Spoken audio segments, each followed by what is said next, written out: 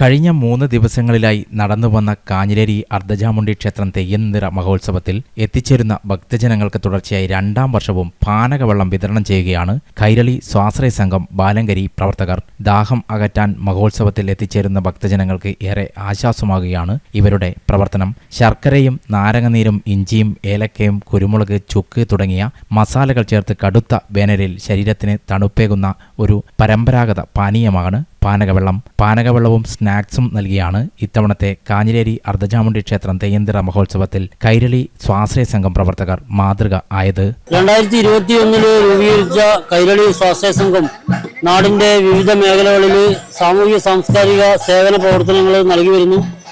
നമ്മുടെ നാടിന്റെ ദേശീയ ഉത്സവമായ അർദ്ധചാമുണ്ഡി ക്ഷേത്രത്തിൽ കഴിഞ്ഞ 2 വർഷമായി ഇങ്ങനെ സൗജന്യമായി പാനകവെള്ളം വിതരണം ചെയ്യുകയാണ്. ആയിരക്കണക്കിന് ആളുകളാണ് ഈ ക്ഷേത്രത്തിലേക്ക് വന്നു പോകുന്നത്. ഇവർക്കെല്ലാവർക്കും ദാഹജലം നൽകുക എന്നുള്ള ഒരു പുണ്യപ്രവർത്തനമാണ് ഞങ്ങൾ നൽകുന്നത്.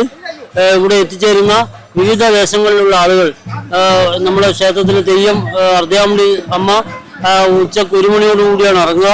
അപ്പോൾ ആ നല്ല നട്ടുച്ച നേരത്ത് ദാഹിച്ച് വലഞ്ഞു വരുന്ന നമ്മുടെ ഭക്തർക്ക്, ഈ പ്രദേശത്തുള്ള മുഴുവൻ ഭക്തർക്കും സൗജന്യമായി പാനകവെള്ളം നൽകുകയാണ് നമ്മൾ കഴിഞ്ഞ 2 വർഷമായിട്ട്. നിസ്വാർത്ഥമായ സേവകരായ ഞങ്ങളുടെ പ്രവർത്തകർ ഇന്നലെ രാത്രി അതിൻ്റെ പ്രവർത്തനങ്ങളെല്ലാം നടത്തിയിട്ടാണ് ഇന്ന് നല്ല രീതിയിലുള്ള ഒരു വെള്ളം നൽകാൻ വേണ്ടി നമുക്ക് കഴിയുന്നു. ഈ വർഷം മുതൽ അവർക്ക് ഒരു ചെറിയ സ്നാക്സ് കൂടി നൽകാൻ വേണ്ടി നമുക്ക് കഴിയുന്നു.